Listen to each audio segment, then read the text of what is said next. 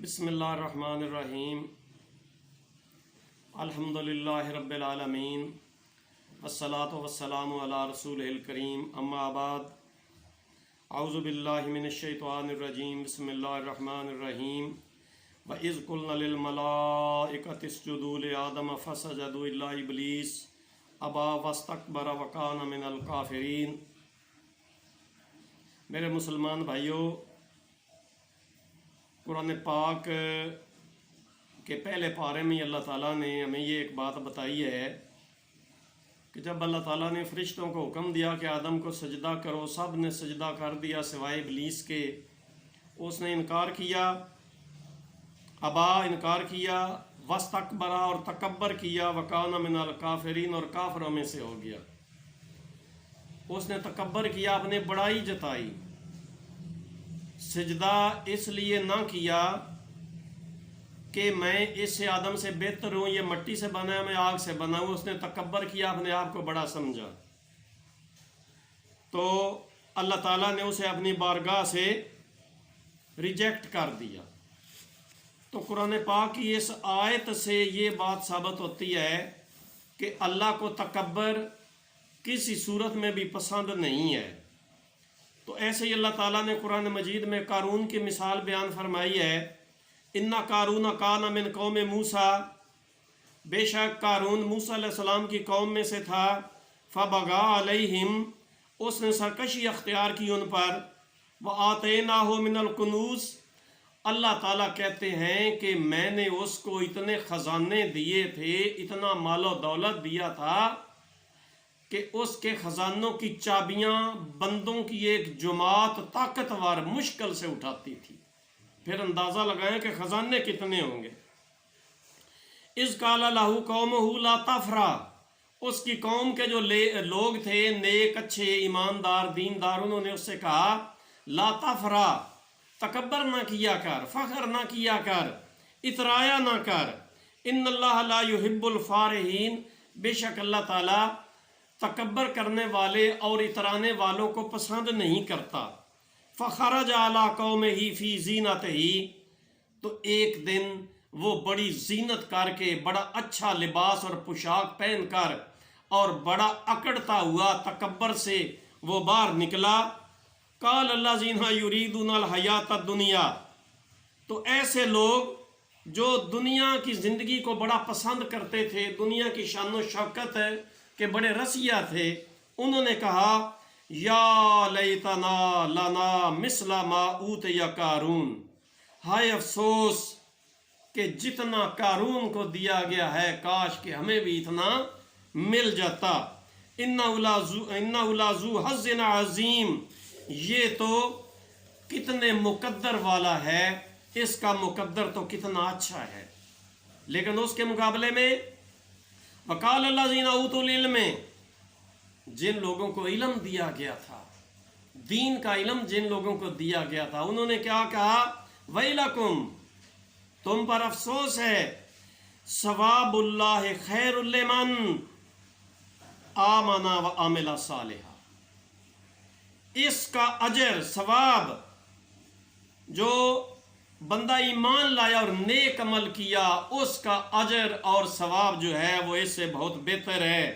तो फिर उससे कारून के तकब्बर का इंजाम क्या हुआ, फ़ख़सफ़ना बिही व बिदारिहिल अर्ज़, हमने उसको उसके घर समेत, उसके महल, उसका बंगला, उसकी कोठी, उस समेत अल्लाह कहते हैं कि हमने ज़मीन में धंसा दिया। तो ये अंजाम हुआ उसका अपनी दौलत पर तकब्बर करने का।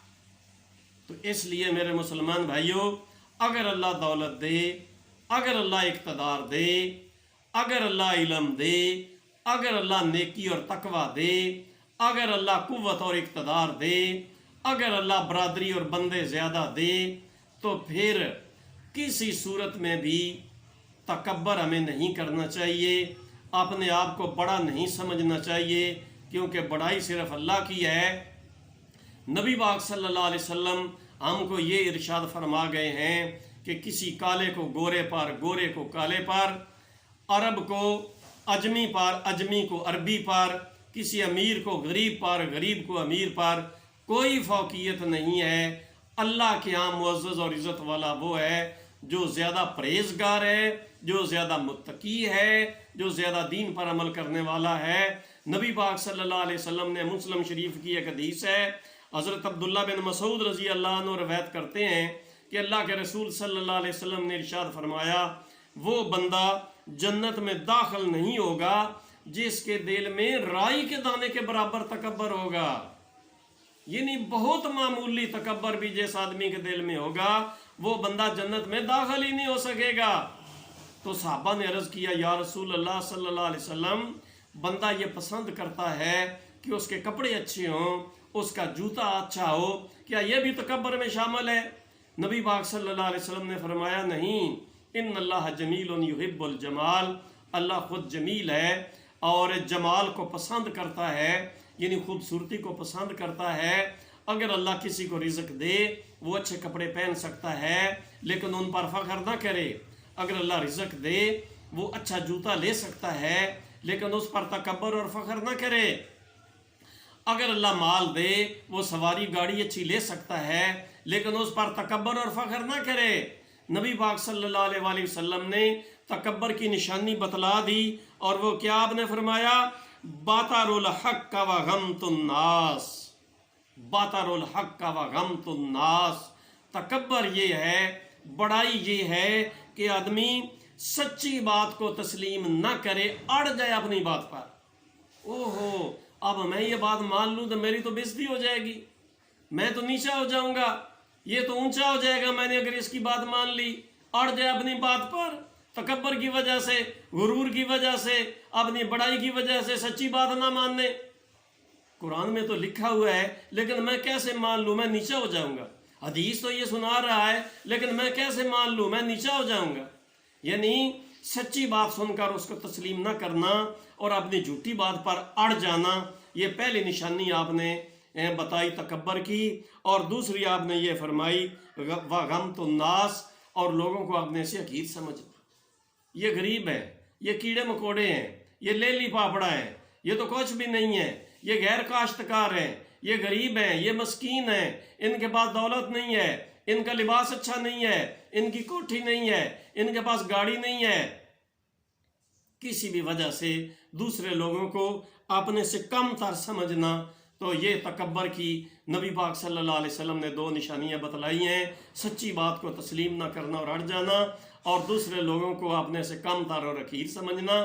تو میرے مسلمان بھائیو، تکبر کرنا معمولی گناہ نہیں ہے، چھوٹی غلطی نہیں ہے، صغیرہ گناہ نہیں ہے، بلکہ یہ کبیرہ گناہ ہے اور بہت بڑا گناہ ہے، کیونکہ نبی پاک صلی اللہ علیہ وآلہ وسلم نے اس کے بارے میں ارشاد فرمایا ہے کہ جس کے دل میں رائی کے دانے کے برابر بھی تکبر اور بڑائی ہوگی وہ جنت میں داخل ہی نہیں ہو سکے گا۔ تو اس لیے اگر اللہ تعالی ہم میں سے کسی کو دولت دے، اگر اللہ تعالیٰ اقتدار دے، اگر اللہ تعالیٰ حکومت دے، اگر اللہ تعالیٰ جو ہے نا وہ کوئی اور خوبی بڑا عہدہ دے دے، تو پھر اس آدمی کو متکبر نہیں بن جانا چاہیے، بلکہ عاجزی اور مسکینی اختیار کرنی چاہیے، تواضع اختیار کرنی چاہیے۔ اللہ اور اللہ کے رسول صلی اللہ علیہ وسلم کو تواضع پسند ہے، انکسار پسند ہے، تکبر پسند نہیں ہے۔ اللہ تعالی ہم سب کو دین اسلام کو سمجھنے اور اس پر عمل کرنے کی ہدایت اور توفیق دے۔ وآخر دعوانا ان الحمد للہ رب العالمین۔